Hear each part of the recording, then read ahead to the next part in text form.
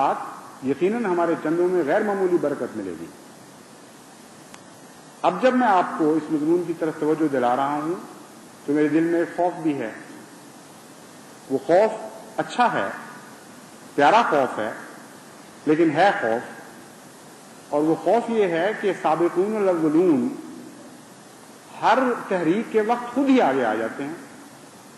وہ مخاطب نہ بھی ہوں، ان کے کانوں میں جب آواز پڑتی ہے تو وہ اپنے جائز چندوں سے بھی زیادہ آگے بڑھا کے دینے لگ جاتے ہیں، اور یہ سمجھا جاتا ہے کہ گویا ساری جماعت نے ایک قدم اور آگے بڑھا لیا۔ اس لیے میں آپ کو متوجہ کرتا ہوں کہ وہ سارے مخلصین جماعت جو تقوی شعاری کے ساتھ شرع کے مطابق چندہ دے رہے ہیں وہ میرے مخاطب نہیں ہیں، وہ اسی طرح چندے دیں۔ ان کی تو کیفیت یہ ہے، میں جانتا ہوں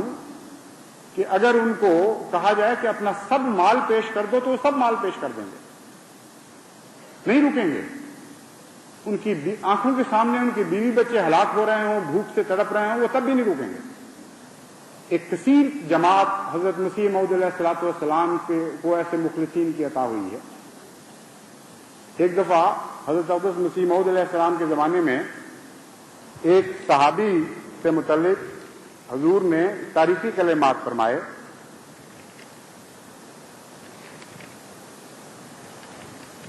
اور فرمایا کہ وہ، مجھے اس وقت نام یاد نہیں، میں حوالہ گھر چھوڑ آیا ہوں، منشی صاحب تھے سیال کوٹ کے کوئی، ان کے متعلق حضور نے فرمایا کہ دیکھو حضرت ابو بکر کی طرح اس شخص نے بھی اپنا سب کچھ میرے حضور پیش کر دیا اور اپنے لیے کچھ نہیں رکھا۔ جب ان کے کانوں میں یہ آواز پڑی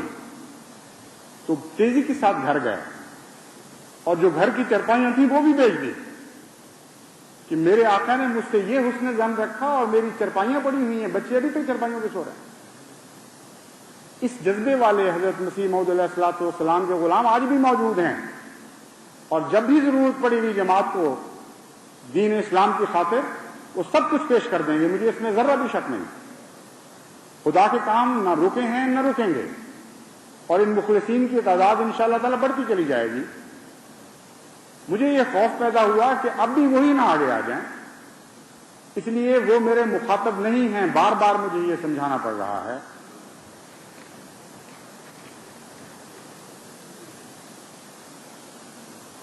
ایک طبقہ میں ہے، جیسا کہ میں نے بیان کیا تھا، وہ تو ان بزرگوں کی اولادیں ہیں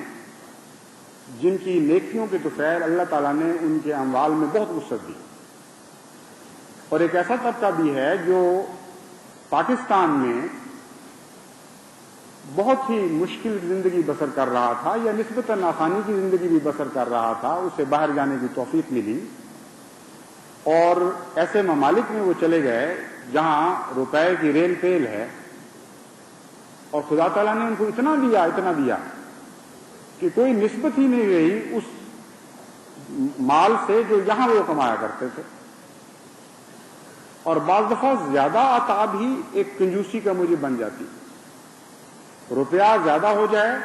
تو انسان یہ نہیں سوچتا کہ میں شرع کے مطابق دوں گا تو تب بھی غریب کے برابر نہیں پہنچوں گا، وہ یہ سوچتا ہے کہ یہ تو 1 لاکھ بن جائے گا،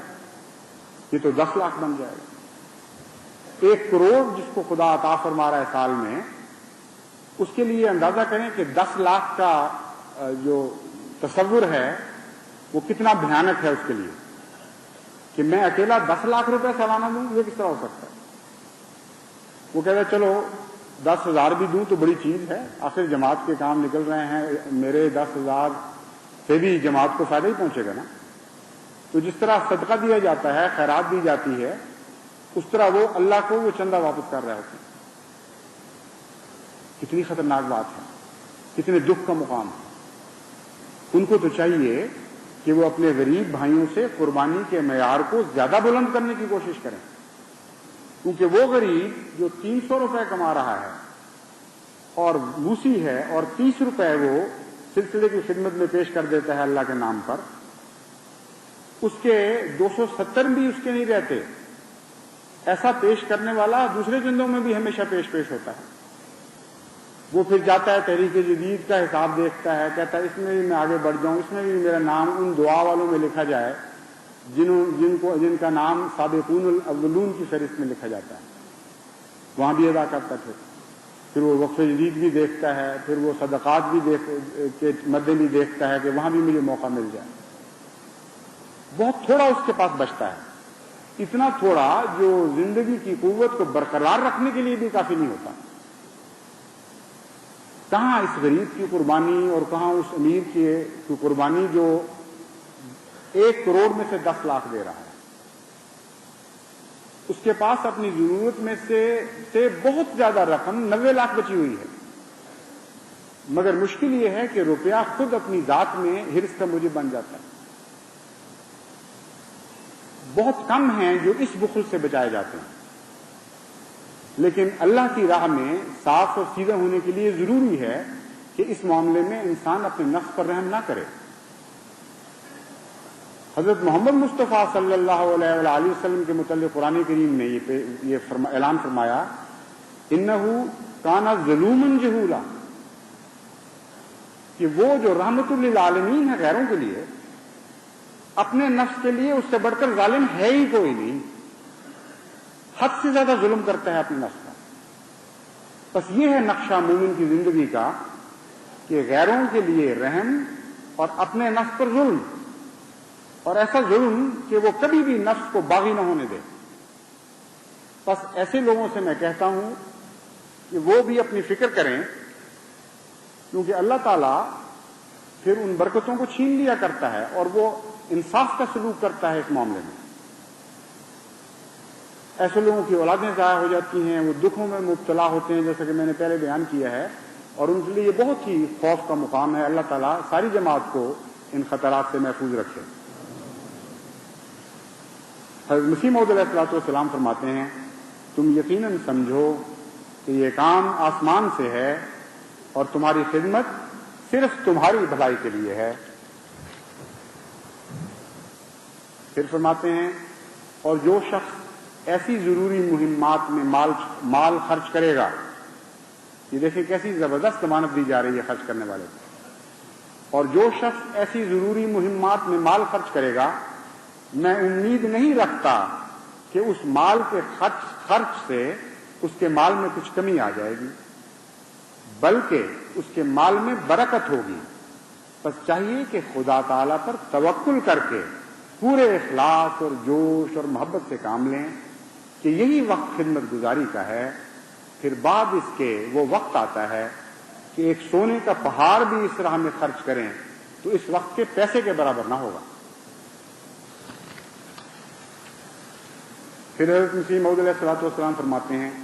تم میں سے ہر ایک کو جو حاضر یا غائب ہے تاکید کرتا ہوں کہ اپنے بھائیوں کو چندے سے باخبر کرو، اور ہر ایک کمزور بھائی کو بھی چندے میں شامل کرو۔ یہ موقع ہاتھ نہیں آئے گا، کیسا یہ زمانہ برکت کا ہے۔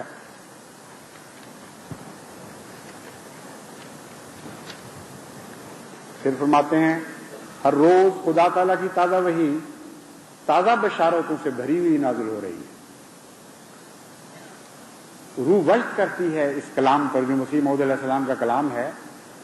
سچائی کے چشمے سے جو کلام نکلتا ہے اس کی قوت ہی اور ہوا کرتی ہے۔ اسی کا نام قوت قدسیہ ہے۔ عمل کی سچائی، قول کی سچائی، سارا وجود سچا ہو چکا ہو، اسی کا نام حق ہے، اسی کا نام حق میں غائب ہو جانا ہے انسان کا۔ بس مسیح موعود علیہ الصلوۃ والسلام کے کلام کو میں اس لیے پیش کر رہا ہوں کہ میری زبان میں کہاں وہ برکت جو حضرت اقدس محمد مصطفیٰ صلی اللہ علیہ وآلہ وسلم کے اس عاشق غلام کے کلام میں برکت ہے۔ اسی کی زبان میں آپ سے کہتا ہوں، ہر روز خدا کی تازہ وحی تازہ بشارتوں سے بھری ہوئی نازل ہو رہی ہے، اور خدا تعالیٰ نے متواتر ظاہر کر دیا ہے کہ واقعی اور قطعی طور پر وہی شخص اس جماعت میں داخل سمجھا جائے گا کہ اپنے عزیز مال کو اس راہ میں خرچ کرے گا۔ اللہ تعالیٰ ہمیں توفیق عطا فرمائے کہ اللہ کی نظر میں ہم اس جماعت میں شامل ہوں جس کو مسیح موعود علیہ الصلوۃ والسلام سے پیغام ہے۔